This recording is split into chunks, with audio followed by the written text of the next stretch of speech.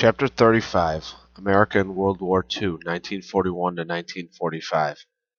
So this lecture is going to be big, right? I'm going to break it up into three parts. The first part is going to be basically the home front, what's going on domestically. Part two is going to be the European front, where a lot of the military stuff, and part three will be the Pacific, so the Japanese stuff. Ironically enough, the College Board doesn't really test on the military aspect, so this is just more for, if you're interested in World War II. They do test on the domestic aspect, so if you want to only listen to the first third of the lecture, that'll be what prepares you for the test. Alright, so we've been talking for several chapters about Japanese racism, kind of even Asian racism that had transpired. The Meiji Restoration, which really starts in the mid-19th century, was when the United States forcibly opened up Japan to the outside world, and it really does kind of come back and bite us then, eventually for World War II. But ever since this time period, there have been a trickle of Japanese immigrants coming over from Japan, over the decades, and for the most part, they're congregating on the West Coast, in California and Oregon, and much like other minorities that immigrate to the United States, they met with a lot of racism, very similar to the same type of racism in this area that the Chinese immigrants were having. And so we talked a little bit about the gentleman's agreement and the segregation in San Francisco schools and stuff like that. But this is a very famous picture that I believe it's actually the 1920s, that just showed the friction between Americans and Japanese immigration. So after Pearl Harbor, there was this fear that Japanese were going to invade the West Coast. And there were approximately 110,000 Japanese Americans. Some were actually born in the United States. Some were citizens that had come over, and some were, just naturalized aliens. And they were viewed by a lot of suspicion by not just their neighbors, but also by the government. And so the government issued Executive Order number 9066, and it basically rounded up the Japanese from these areas and stuck them into camps in the desert. Now, when we talk about World War II and we talk about camps, we automatically think the Holocaust, right?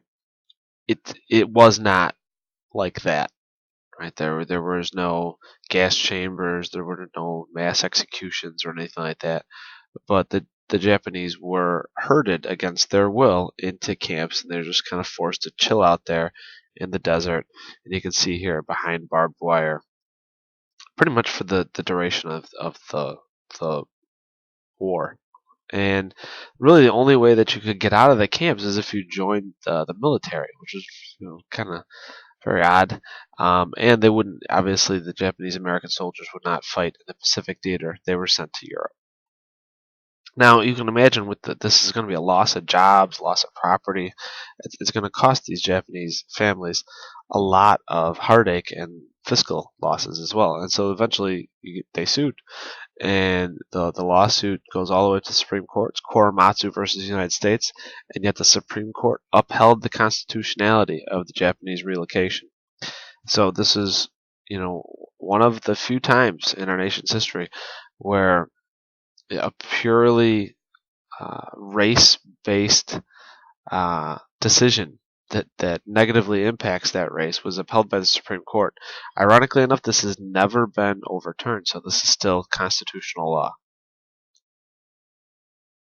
This is just a picture from your book of a Japanese American family packing up on their way to the internment camp. Another picture from your book of 3 Japanese American boys, and you can see that these camps weren't like supermax prisons like we think of today, but the idea was to get these individuals far enough away from the coast so that they wouldn't be able to communicate with the Japanese military somehow, or blow up bridges and stuff like that. And this is some of the examples. The picture from the left is from your book, this one, and it just shows the propaganda that was put in place during World War II. Is to demonize the Japanese soldiers, and you can see the poster on the right really stereotypes Japanese, the teeth, the eyes, the way they talk. Wars are ugly, and oftentimes it degrades to race.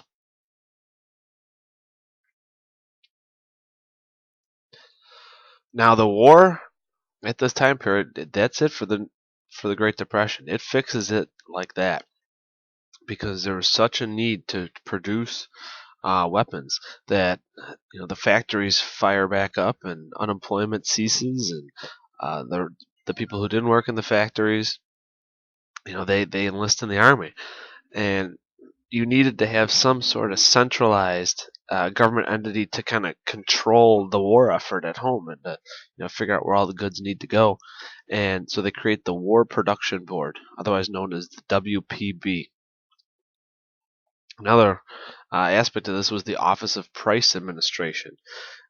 Because you have so many people employed now, because you have the government pumping so much money into the economy to build all of this stuff, that's going to create a huge surplus of money, right? And whenever that happens, that you get inflation.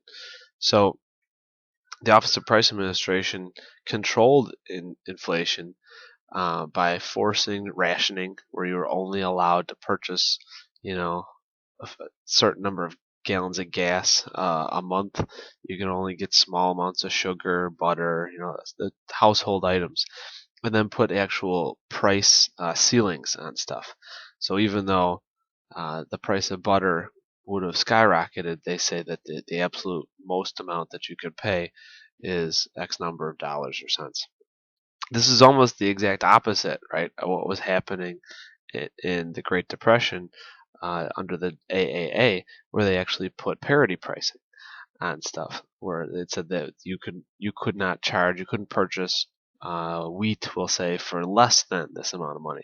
So you can see in the span of 5 to 10 years, we've done a complete 180. We've gone where the government has forced price basements into now the forced price ceilings. So it just goes to show you how quickly the war fixes all of our economic ills. In addition to that, if you've got so many more jobs than you have people, this is going to force wages, salaries to skyrocket, because the supply and demand curve is going to skew towards the worker now. And so they created the National War Labor Board, and they actually imposed ceilings on wage increases, so that the workers couldn't unfairly gouge the factories. And then also, in order to prevent them from striking, they passed the Smith-Connolly Anti-Strike Act, which authorized the federal government to seize and operate industries. So if workers go on strike, they're just going to send in soldiers and they're going to take over the factory. And if it's a government-operated industry, or it's an industry critical to the war effort, it's just flat out against the law to go on strike. And then you see a lot of these, the picture on the right or left there is from your book. It's Norman Rockwell, and it shows we'll see the beneficial propaganda of a war. We're talking about the freedoms and what America stands for and stuff like that. And then, of course, on the right is the iconic recruiting poster. And it's, this, for the most part, this war was fought, even though it had a draft, had a huge popularity. It was not an unpopular war, like the Vietnam War, which we're going to study in the weeks to come. So, who gets involved? Well, we're going to talk about the totality of people, and we're going to talk about white men who do most of the fighting. We're going to talk about women who move into the workforce. We're going to talk about African Americans who do both. So the armed services enlisted a total of 15 million men That'd be white and black and other minorities, and over 216,000 women. That's a big number, huge compared to wars past. And now this is still the armed services were segregated, so whites and blacks were kept in separate units, and women were not given battlefront jobs, mostly nursing. They would fly planes from the United States to Britain and stuff like that. The support roles. Most African Americans, some notable exceptions like the Tuskegee Airmen, were also banned from the more frontline type stuff. They were assigned more kind of demeaning tasks like cooks and cleaners and janitors and stuff like that. The the draft had certain exceptions to it. So if you were a mechanical engineer or you were in some other very, very important industrial or agricultural industry that was, critical to the war effort, then you were exempt from the draft. They wanted you to stay at home and work because you're worth more to the war effort, uh, fixing factories than with a gun in your hand. There was such a need now for agricultural workers that they instituted something called the Bracero program in 1942, which actually opened the borders to Mexico and brought in thousands of Mexicans to become migrant agricultural workers in the Southwest there. In addition to this, over 6 million women got out of their houses and took jobs. A lot of them factory jobs. This is where you see the infamous Rosie the Riveter and stuff like that. And they were critical to the war effort because when the men were needed to fight, they had to leave these factory jobs, and these factories had to crank out the munitions. It's something like your book talks about 15 billion bullets and hundreds of thousands of tanks and airplanes and millions of machine guns and all this stuff, these military supplies. A lot of them are being made by women in factories in the United States. So there's what American women are doing as their husbands, brothers, fathers, sons are fighting overseas. You can see two ladies there on the right working on the engine of that looks like one of the bombers. What are the men doing though in Europe?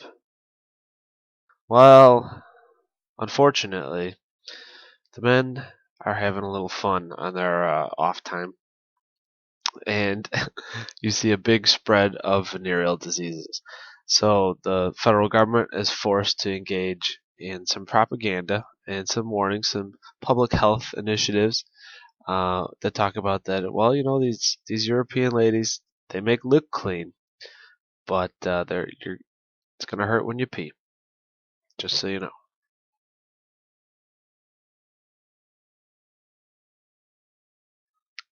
So we talked about the Great Migration, which occurred during World War One, where African Americans moved north to a lot of urban jobs in cities like Chicago, Pittsburgh, Milwaukee, St. Louis, because of the jobs that opened up during World War One, especially in the stockyards in Chicago. Well, the same thing happens in World War Two. All these factory jobs open up, and so over 1.6 million blacks moved to the north to work in the war industries. You can see the graphic from your book here that shows the migration, not just of African Americans, but of people all over the United States during this time period, 1940 to 1950. It was a time period of great migration. And it makes sense because a lot of people didn't have a whole lot of ties because they had nothing from the 1930s, so it was fairly easy for them to pick up and go. So we end up getting yet another government entity that deals with this issue.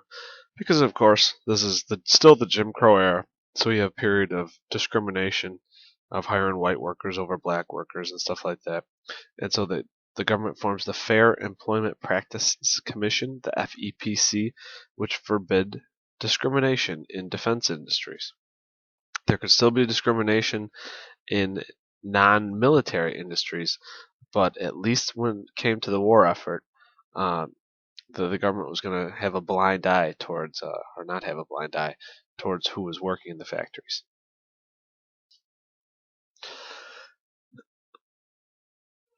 Another reason why African Americans migrated to the North is because right around this same time period, the mechanical cotton picker, right here, was invented. And you can see it in action down there. And this pretty much meant that all of that cheap labor that the South needed, the sharecropping, the tenant farming, the attempts by Southern leadership to keep African Americans not only in the South but subservient and a cheap workforce, that's not needed anymore, right? Because these machines can do the job of dozens and dozens of people working in the fields picking cotton by hand. And so there just wasn't a need. So just like anything else in American history, if there's an economic need for something, it'll happen. And if there's not an economic need for something, it's not going to happen. And so what this means is that African Americans weren't tied to the South anymore. And so there's just a huge migration to the North. And by 1970, half of all blacks live outside the South. Like I said before, the military remained segregated during World War II, but I want to just put that note in this slide because this is where you have the picture from your book of the Tuskegee Airmen, the infamous fighter escort pilots that fought primarily in Italy during World War II. Another picture from your book that just shows the racial prejudice is holding African Americans back, and it's actually holding the war effort back because they could be in the factories and on the front lines fighting.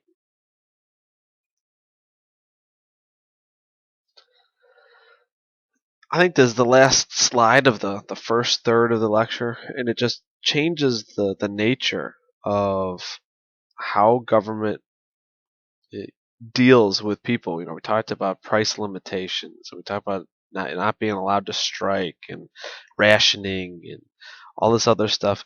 And again, each one of these actions, the government is stepping into your private life, and government keeps getting bigger and bigger and bigger. Right? How many times in the last 2 or 3 lectures, have I talked about new government entities that are doing something that affects the daily lives of an individual? Big government is here, and big government is here to stay. Right now, the whole cost, World War II cost $330 billion. That's in 1940s money. That was 10 times the cost of World War One, and twice as much as all previous federal spending since 1776. So that shows you how much money, how much focus that the war had during this time period. Here's the national debt, which this looks awful unless you continued it to 2014, and then it looks like a paltry sum actually. So you can see the New Deal, it about doubled the debt from about 19 billion to approximately, we'll say 40 billion or so.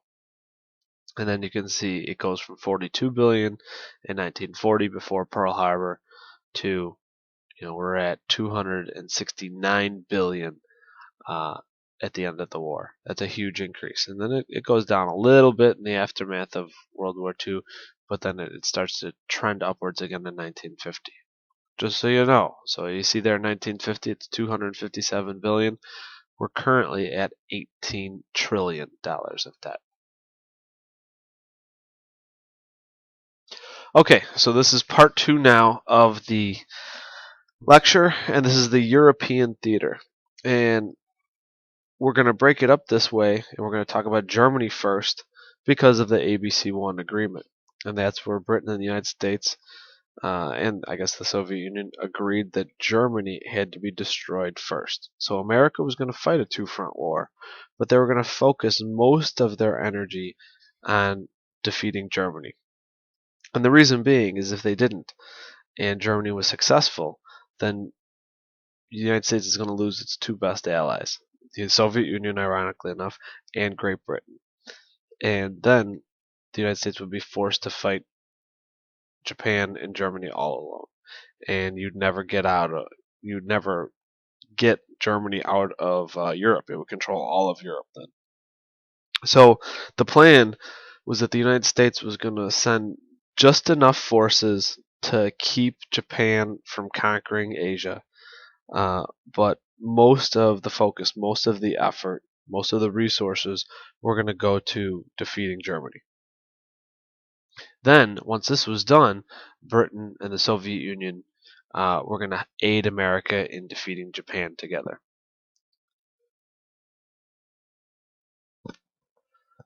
All right, so we're going to begin in North Africa. That's because that's pretty much where America enters World War II from the Europeans' aspect. So Benito Mussolini, the fascist dictator of Italy, remember, had invaded Africa and was doing very poorly versus the British, especially in North Africa. And so Adolf Hitler sends Field Marshal Erwin Rommel to take command of the North African forces and to save the Italians from defeat. The goal is to capture Egypt. Egypt is controlled by Britain. Egypt has the Suez Canal. With the Suez Canal, you can get from the Mediterranean Ocean all the way to the east coast of Africa by boat. It's basically the Africa's version of the Panama Canal. So from a military standpoint, it's of huge significance. And there's a lot of epic battles that take place in the desert, especially west of Cairo in that area there.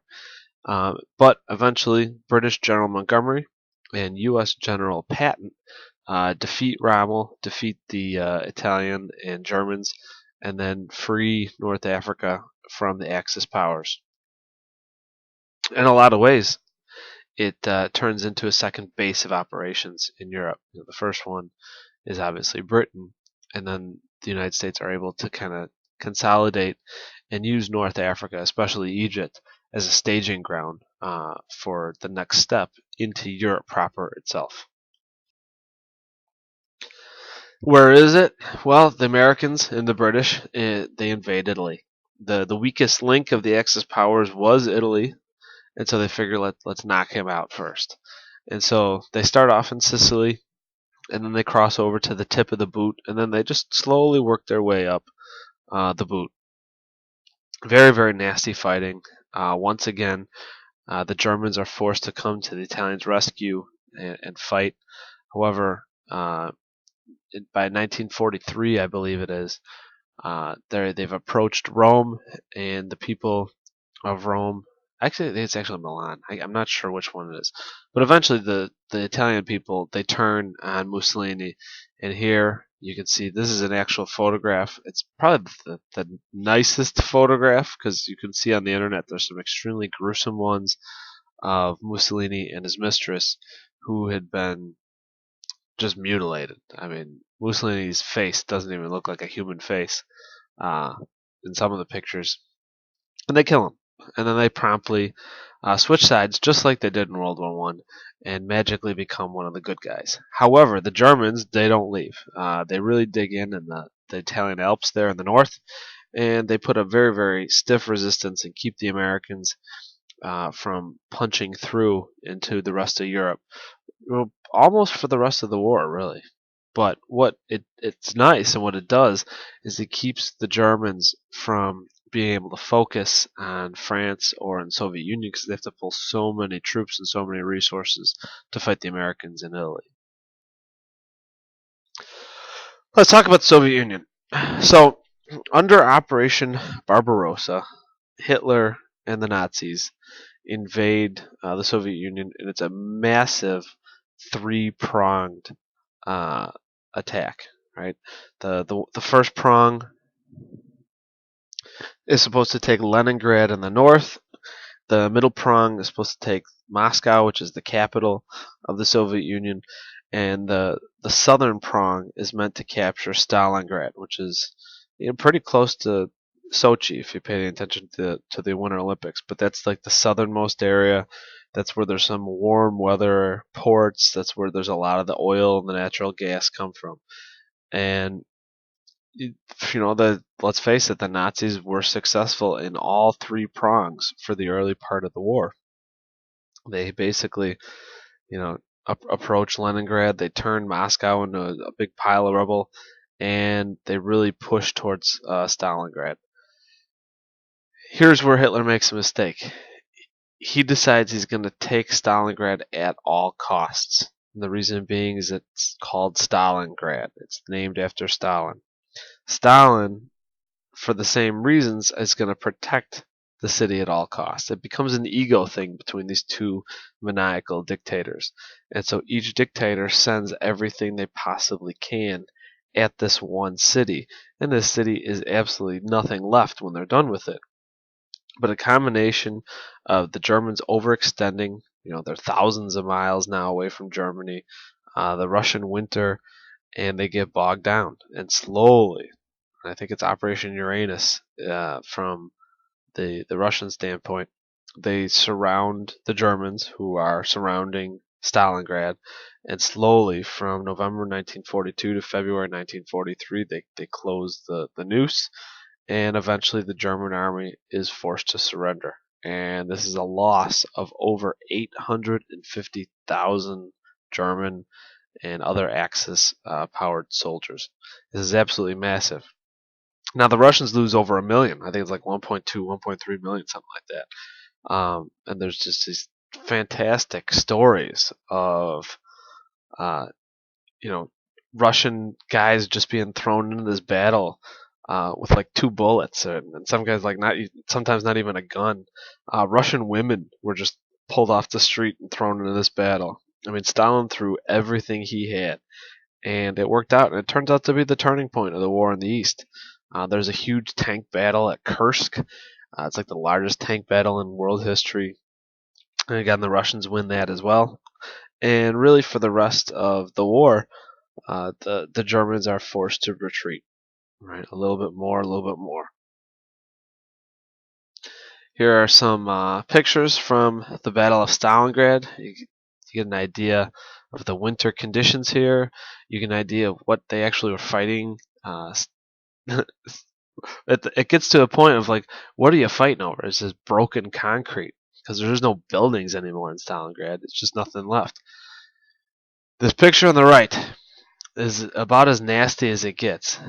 Supposedly, this is a Nazi soldier who was flattened by one of his own tanks as they were fleeing the scene around Stalingrad. And you can see he's just been pancaked into the frozen mud. Now, what you don't see here are a foot or a head.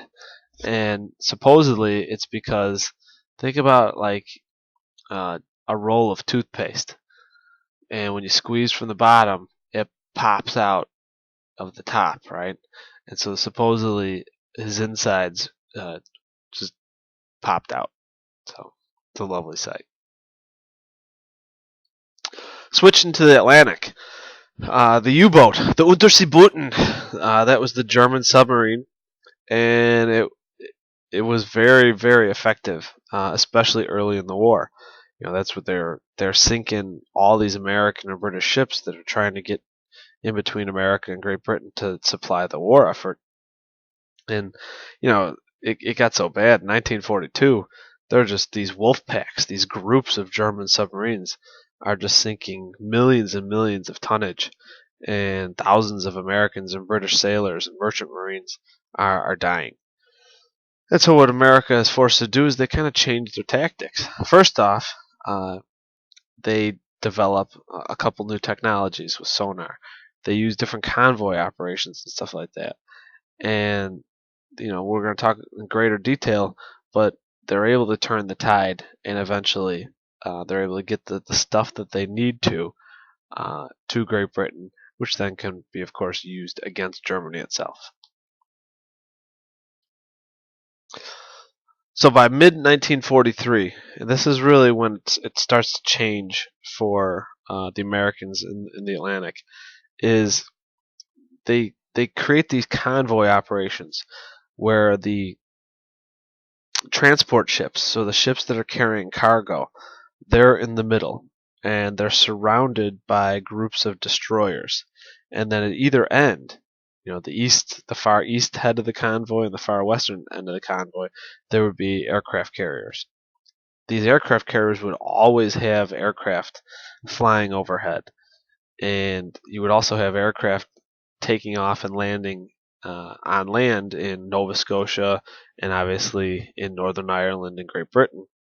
So that there'd always be aerial coverage, and they're always on the lookout for these submarines.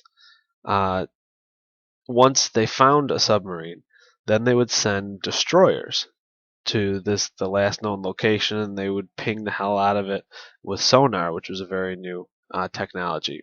And if they discovered a submarine, that's when they would drop depth charges. And these depth charges were basically 55-gallon drums filled with explosives, and they were set to blow at certain depths, the fuses. And you would make these submarines either damaged or sunk, and that would do it. But it was really once you gave the submarines had to get past the aircraft carriers, the destroyers before they could actually get to the stuff that they wanted to sink. That was the cargo that was going towards Great Britain. It becomes very, very difficult, and eventually America starts to destroy more submarines than they can crank out. We also start to bomb submarine bases in and around Germany and France, and that also helps because these subs then could not be repaired or created. So eventually, there's a tipping point where we're destroying more than can attack us. So by May of 1943, it's it pretty much. We're now we can get our ships to Great Britain, and then we can unload those ships, and they're filled with planes and stuff like that. And then we can bomb Germany with those planes. So the air war. By 1943, the Battle of Britain is a distant memory. You remember that was where they were constantly fighting over Great Britain in preparation for the stages 3 and 4 of the Blitzkrieg. Now it's just the opposite, where Germany is being bombed day and night. And we would switch it off with the British. The British would drop incendiary bombs, which are bombs that start fires on German cities at night. And now you can't really see what you're hitting, so the goal is just to burn the whole thing, and hopefully the stuff that you want to hit will be consumed in the fire. It's much safer to bomb at nighttime because they can't see you. The United States, on the other hand, took the much more dangerous but effective daylight precision bombing rates, where you can actually see the railroad depot, the factories, the cities that you want to bomb. But the anti-aircraft can also see you, and so that's what happened in World War II, where the British would engage in the safer, more deadly kind of saturation incendiary bombings, whereas the United States would conduct the more precise but dangerous daylight bombing. We don't have to go into too much of the details, but Americans had B-17 and B-24 bombers, and they're called super fortresses because of how much damage that they could take and how much damage they could deal out.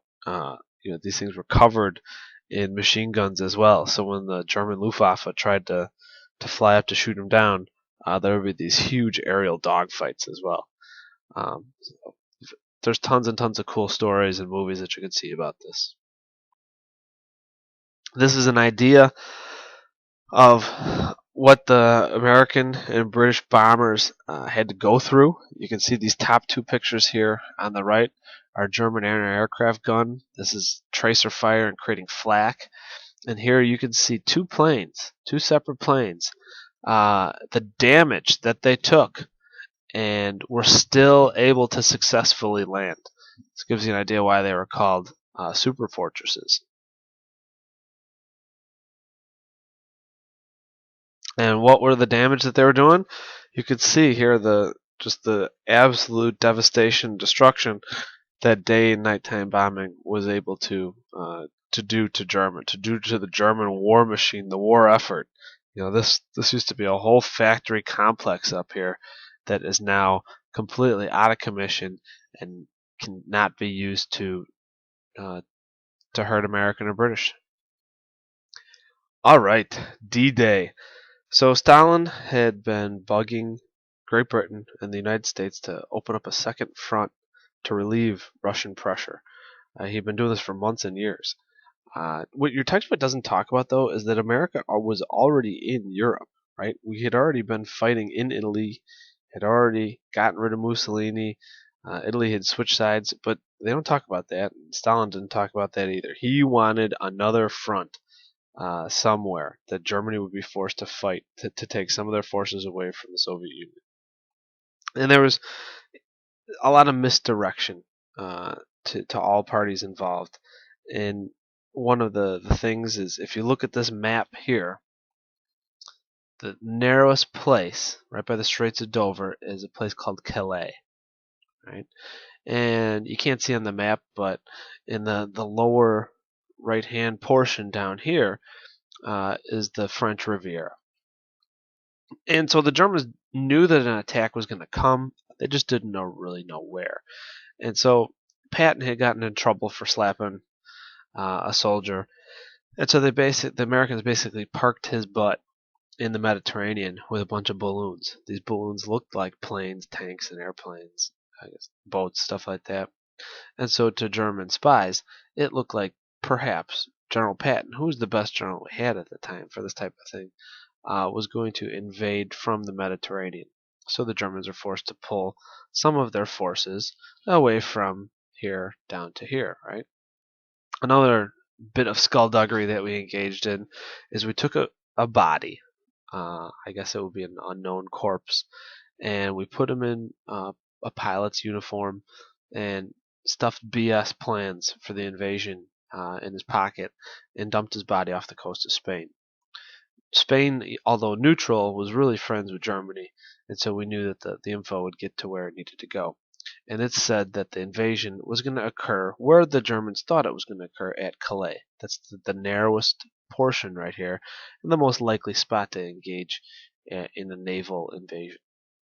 In reality, though, we picked pretty much the widest part of the channel, the most difficult crossing, because that was going to be the least guarded section of the coast, and that's in Normandy. And a series of beaches, Utah, Omaha Beach, are the big ones that the Americans engaged in. So this occurs on June 6th, 1944. They land on the beaches of Normandy, France. It takes place over a 59-mile stretch of coast, and it was nasty. There's a ton of photos and video, almost too much for me to include here. I will say, if you've ever seen the first 20 minutes of the movie Saving Private Ryan, I've been told that was a very, very accurate portrayal of what the D-Day landing was like. And if you've seen it, you realize that it was hell. This is a picture of General Dwight Eisenhower talking to the American soldiers right before D-Day, giving them basically a pep talk like a coach would give. And this is the scene from one of those landing craft, right from the soldier's eye view of, where you were. You couldn't land basically right on the beach, so you were forced to wade in the ocean for, 50, 100 yards till you got to this beach. And then there was a big long stretch of sand, several hundred yards long, and then there were cliffs back here on the horizon. And these cliffs, of course, had concrete bunkers built into them. And so right from the time that this gate goes down to the time that you destroy that bunker, hundreds of yards away, and perhaps even hundreds of feet in elevation above you, you're under constant Nazi machine gun fire, mortar fire, all that stuff. So it's absolute hell. But we were successful, and we formed the beachhead, and we secured the beachhead, and then eventually we push across France. Germany is forced to go in further retreat until December 1944. So that's approximately 6 months after D-Day. And at that point, we had controlled France. We're controlling big portions of Belgium, some of the Netherlands, stuff like that. And we haven't quite gotten to Germany. And what you see then is Hitler's last gasp, and it was an idea where he slowly consolidated his forces, and then he was going to attack the Americans and try and seize the port city of Antwerp, which was a very important American and British supply port. And it kind of worked for a little while. It starts on December 16th, 1944, and the Americans kind of got steamrolled, and they couldn't really defend themselves because they couldn't use their air superiority because the weather was so bad. There's this terrible blizzard, winter weather going on at this time period. It's not until very early January, so for a good 2 weeks or so, the Germans were kicking a lot of butt, and it was looking very bleak for the Americans. There's the famous story of the 101st Airborne, who were surrounded at a place called uh, Bastogne, and they were told to surrender by the Germans. And the commander gave a one-word reply, said "nuts," which is kind of weird. But the Americans didn't surrender, and eventually, once the skies cleared, and the American was able to use his air superiority to bomb the heck out of the Germans, and of course Patton and the tanks come to the rescue as well. And that's it for Germany. I mean, they had used up what little military might they had left in this one desperate plan, and when it failed, the floodgates kind of opened, and then it's just a race to Berlin, really, between the Americans and the Soviet Union. Here's a map showing the Battle of the Bulge. It's called the Bulge because this was the front lines of Germany, and in the attack, they're able to bulge out of the line. Here's Bastogne, where I told you the Americans were surrounded, and this gives you an idea of the conditions that they're fighting in. It's real cold, wintry weather.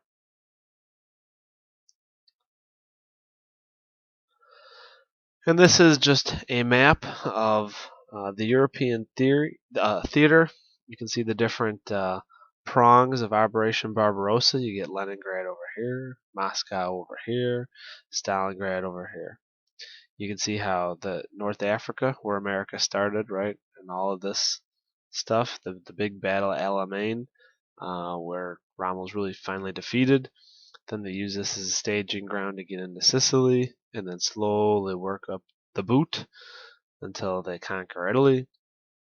Here you got D-Day here in Normandy, and here's the Battle of the Bulge over here in Belgium. And then you can see it becomes a race. Who's going to get to Berlin first?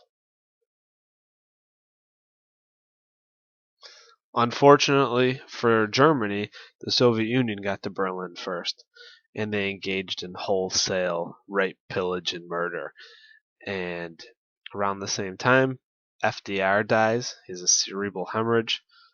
He'd been president forever. He'd been president during both the Great Depression and World War II. And it was probably just he got old, right? He was a cripple, so he had all these ailments in his body, just kind of gave out. Hitler didn't survive him by much, though. He hastily married his girlfriend, Eva Braun, deep down in a bunker underneath Berlin, and then they killed themselves on April 30th, 1945. A week later, what remained of the German government surrendered unconditionally on May 7th, and so that gets you VE Day, Victory in Europe Day, May 8th, 1945. That's it for the European theater, and now we're going to talk about the Pacific. So, basically, the same day that Pearl Harbor happened, Japan also invades the Philippines and then invades a bunch of other places in Southeast Asia. So, that's in December, right? The beginning of December. By the spring of 1942, almost all of Southeast Asia and much of the rest of the Pacific is controlled by Japan. And you can see they had already conquered Manchuria and a huge chunk of China in the late 1930s. So let's talk about the Philippines. This is one of the worst atrocities in American history that America suffered, I should say. And that's in the early morning hours of December 8th, 1941. Japanese troops invade the Philippines. they destroy half of the United States aircraft. Very similar type of surprise attack tactics that was utilized at Pearl Harbor. It's bad, right? There's no reinforcements because Americans are way the hell away from mainland America and even Hawaii. So by January 7th, the United States is forced to withdraw to the Bataan Peninsula, which is the small peninsula across the bay from Manila, the major city of the Philippines. Then for 3 months, they fight tooth and nail until eventually on April 9th, 1942, Japan captures the Bataan Peninsula. General MacArthur is forced to secretly withdraw. He has the infamous saying, "I shall return." But it looked like the Americans were abandoned. And that brings us to the Bataan Death March. This is what I was talking about. This is about as bad as it gets in these stories. So approximately 75,000 Filipino and U.S. soldiers surrender to the Japanese on April 9th, 1942. And they did so only on the condition that they would be treated well. They were forced to make a week-long journey. It was approximately 90 miles or so to Camp O'Donnell, and most of it was done by marching, although a very small distance was done in railroad cars.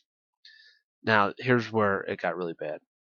The Japanese would torture and murder for fun American Filipino prisoners. They were basically denied food and water completely. They were tortured, like I said, just for fun, just randomly. And especially, it turned out that if you were tall or blonde or had red hair, the Japanese, for whatever reason, took a perverse joy in murdering you, usually beheading you. Sometimes these officers would have contests of who could behead the biggest guy in one stroke, or as few strokes as possible, or who could behead guys the fastest and stuff like that. If you fell out of line as you were marching, if you fell to the ground, if you tried to take a bathroom break, oftentimes you were just killed right then and there. Just for fun, there was these counts of this Japanese tank that just would run over Americans just to squash them, just for fun again. So here's some of the pictures of the bloodbath that took place on the way to Camp O'Donnell. This is an American soldier's fate. I believe they're already at Camp O'Donnell at this point.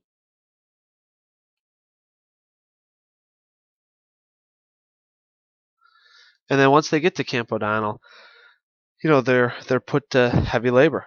So they're almost not fed at all. And if they were fed with contaminated rice. And what I mean by that is oftentimes for fun, the Japanese would mix in feces with the rice, or boil the rice in urine, and that's what you would eat. And so you can imagine what types of diseases that you would get. And these look like Holocaust victims, and yet they were categorized as fit for heavy labor by the Japanese.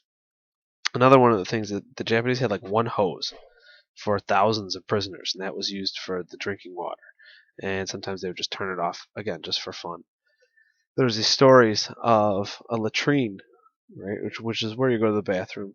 It was like a big pit. They would dig like a big rectangular pit, and you just kind of hang your butt over and go to the bathroom. And one guy, as he was squatting, he was so sick, probably because he looked like these guys here, that he fell into the pit, which sounds gross, right? It sounds awful. And then the Japanese thought it was a big joke, and so then they ordered the other laborers to fill in the pit to bury that guy alive. So I mean, this is the stories that happened at Camp O'Donnell on the Bataan Death March. It's about as horrific as it gets. And you got to remember that these guys were captured in the very, very early days of the war. And there were thousands of survivors, but they spent the whole war being tortured like this. And then in the later stages of the war, they were loaded onto ships. And the Japanese, they didn't identify the ships as POW ships. And so then, unfortunately, a lot of these ships were sunk by friendly fire, by American bombers and aircraft on their way to Japan. So it was just an absolute miserable existence for American POWs. All right, let's talk about Admiral Nimitz. After Pearl Harbor, he was placed in charge of the Pacific Fleet, although he was under the general command of Douglas MacArthur, who was the supreme commander of the Southwest Pacific. So you got MacArthur running the war in the Pacific theater, and Eisenhower running the war in the European theater, and each of them had their subordinates who were also studs, right? Nimitz was the guy in the Pacific, Patton was the guy in Europe. The first objective for the Pacific theater was to establish a line of communications and to protect Australia. Right, Australia was very close to being conquered. It was Japan had its target set on Australia, and so what little forces America was given, I guess, for the Pacific theater, they threw everything they had in the early parts of the war to protecting Australia at all costs. And you know, it's something wonderful, and it's one of the reasons why Australia is so close friends to the United States to today, is because they haven't forgotten that we did whatever it took to protect them, and it resulted in the battles of the Coral Sea and Midway. So here's the Battle of the Coral Sea, and I think the next slide you'll see a map, but the Coral Sea is just to the north and slightly to the east of Australia. And this is, the attempted Japanese invasion of Australia, and we stopped them cold. It was a 2-day battle. It was, real heavy losses on both the Japanese and the American side. And it's essentially a stalemate where both sides are forced to leave. But what you see here is the difference in engineering, why American engineering was so much better than Japanese. The Japanese were forced to send their carriers that were damaged back to dry dock in Japan to be fixed, on land, whereas the Americans, they were able to fix their carriers at sea. They have other ships that contain, for instance, scrap iron and steel, and they're able to, patch up the holes that were created. And what happens is that a month later you get the Battle of Midway. And the aircraft carriers that were damaged in the Battle of the Coral Sea, from the Japanese perspective, were not able to partake in the Battle of Midway, whereas American aircraft carriers that were heavily damaged at the Battle of the Coral Sea are able to fight a month later at the Battle of Midway. Which brings us to the Battle of Midway, which is June 4th, 1942, and it's all fought by carrier planes. This is a very odd battle. The aircraft carriers, they weren't even near each other. It's just each of them launched their planes and attacked the other ones. And all 4 Japanese aircraft carriers were destroyed, were sunk. They don't even get a chance to go back to Japan to dry dock. And the planes, several of the planes from American aircraft carriers that were damaged in the Battle of the Coral Sea were the aircraft that actually destroyed the Japanese aircraft carriers, which shows you how important that was to be able to fix your damage at sea. And this is basically the turning point of the war in the Pacific. There's still a ton of epic battles to go over, but similar to Stalingrad and the European theater, the Battle of Midway is the turning point in the Pacific theater. So let's talk about MacArthur. We talked a little bit about him having to sneak out of the Philippines after the Japanese invade there. He's the supreme commander of the Southwest Pacific. He developed something called island hopping tactics. So there's thousands of islands in the Pacific Ocean. And in the early stages of the war, Japan ends up manning and fortifying a ton of them. So one strategy could be to retake these islands one by one. But there's going to be a heavy cost in American lives and resources.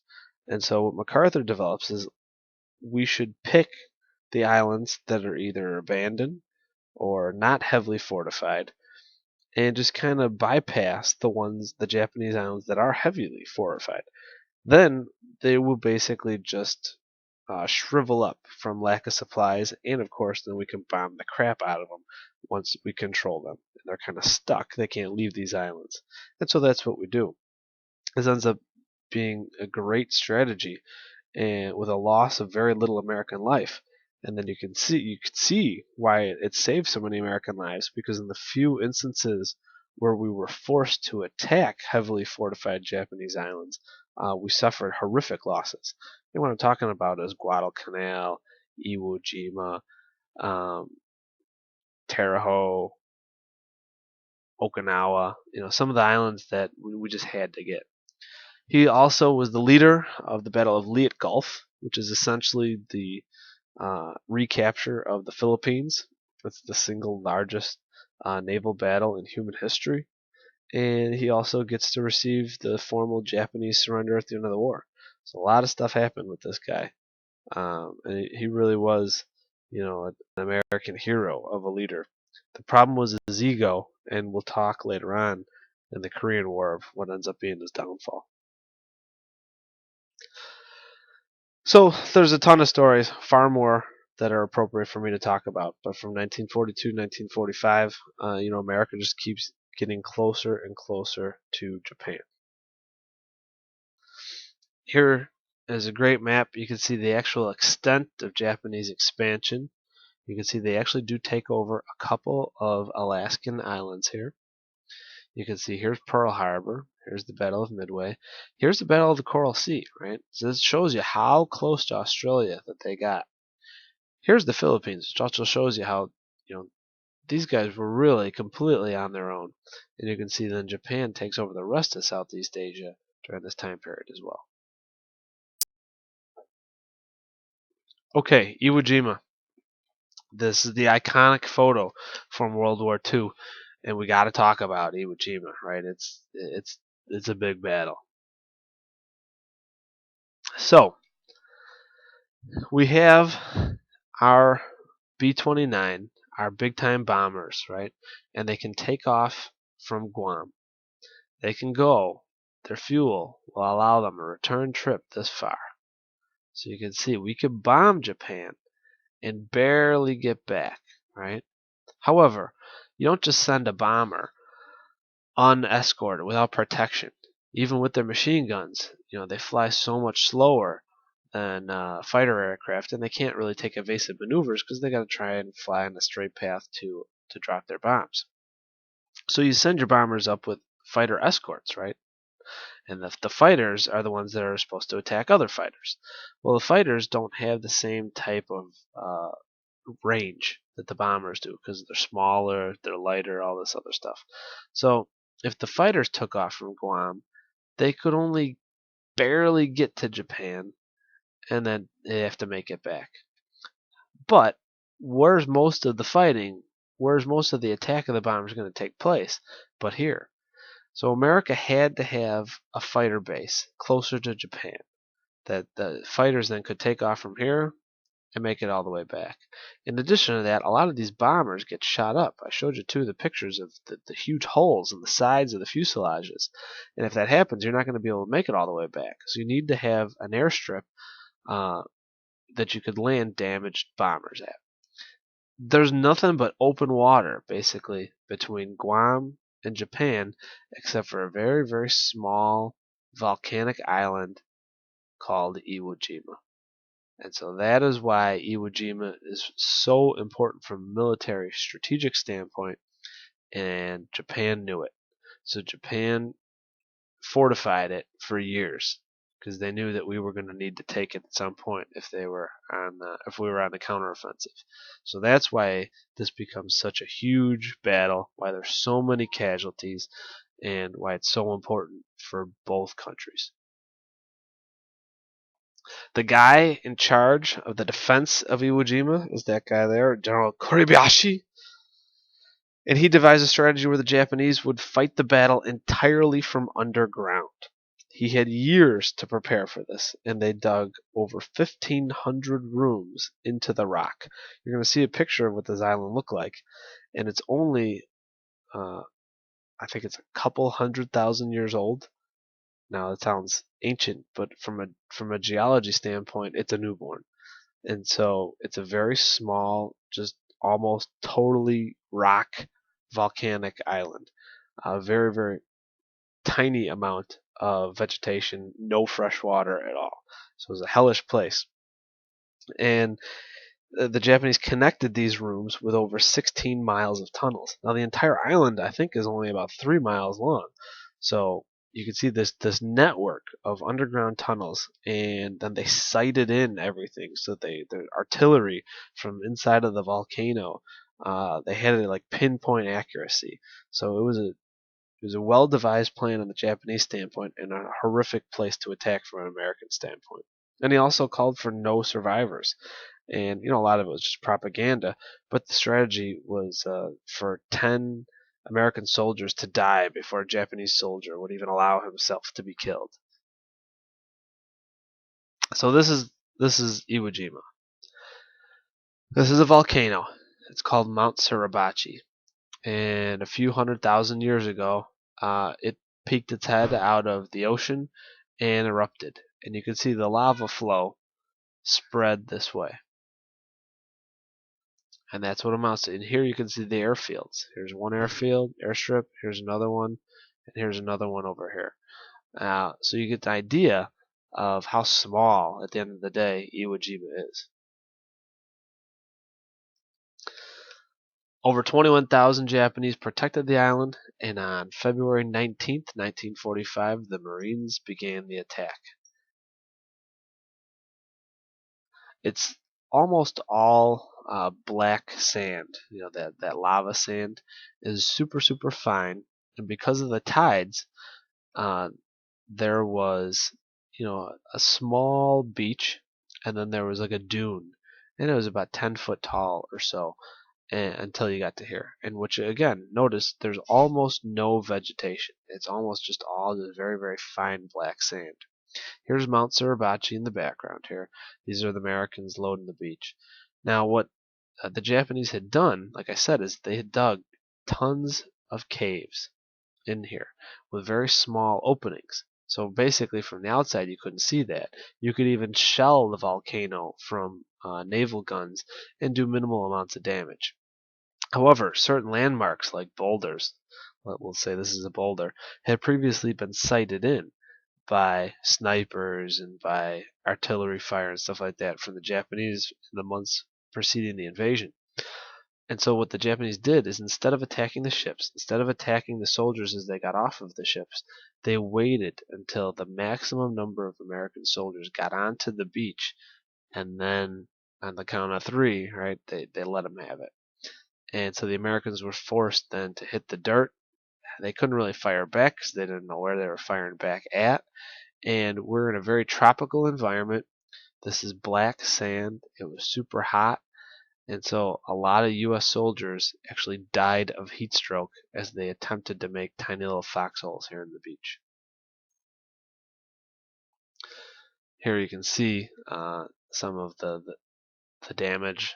You can see the foxholes. You can see the dead soldiers. So what's the strategy if you're an American to defeat the Japanese in this type of tactics? Well, you find the cave, and using a flamethrower, you just torch it. And just like a trench, it provides great defense until the enemy gets to one end of it, and then it becomes like shooting fish in a barrel. And so the Americans then just absolutely blasted these caves with fire. You could even put a flamethrower on the end of a tank. You can see this is a great picture. This is the infamous American flag that you see in the iconic Iwo Jima photo. But here are the guys as they're climbing Mount Suribachi. And again, you can see there's almost no vegetation. It's just this like real nasty like sawgrass here. So at the end of the day, there were almost 26,000 U.S. casualties, 1 in 3. It was pretty much the worst statistics in the war. Almost 7,000 Americans were killed outright. Almost every single Japanese soldier was killed. There was very, very few handful that survived, and it was basically because they were knocked unconscious and they woke up in American hospitals. Brings us to Hiroshima. August 6th, 1945. we dropped the atomic bomb, the product of the Manhattan Project. Thanks to Albert Einstein and Robert Oppenheimer, and a bunch of scientists that had invented the atomic bomb and tested it at Los Alamos. They drop it finally. It was initially meant to be used against Germany, but VE Day had already occurred, and so we decided to drop it on Japan. So August 6, 1945, drop it on the city of Hiroshima.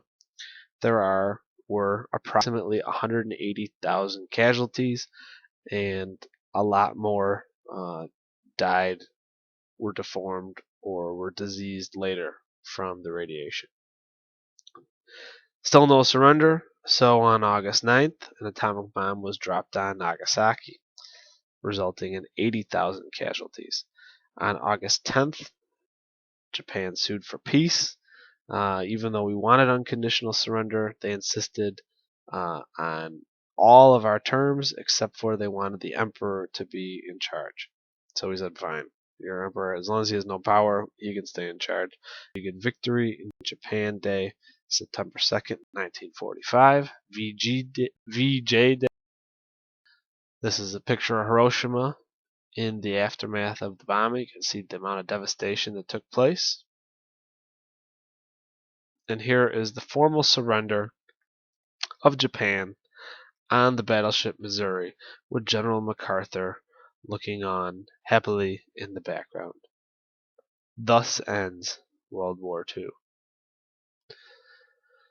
Here are the costs.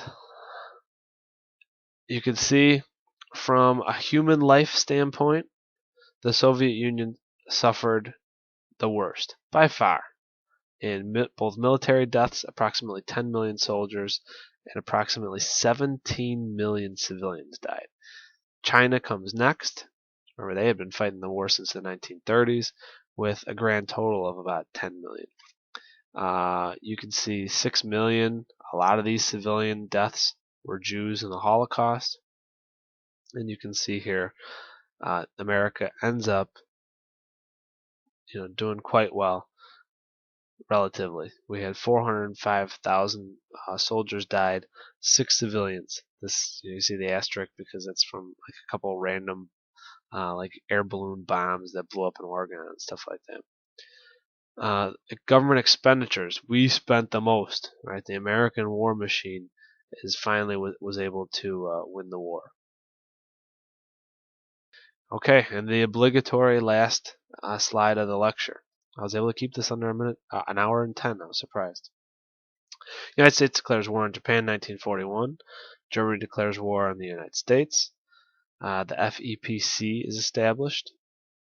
1942, the internment camps for the Japanese Americans are put in place. You get the conquer of the Philippines by Japan, the Battle of the Coral Sea in Midway. We invade North Africa. 1943, we invade Italy. You get the Smith-Connolly Anti-Strike Act. 1944, you get the Korematsu case. You get the D-Day invasion. 1944 to 45, you get the Battle of the Bulge. 1945, right, lots of deaths. You get Roosevelt dies. Truman becomes president. Hitler dies. Germany surrenders. Iwo Jima, Okinawa, and the atomic bombs. And then eventually you get the Japanese surrender and the German surrender, and poof, we win.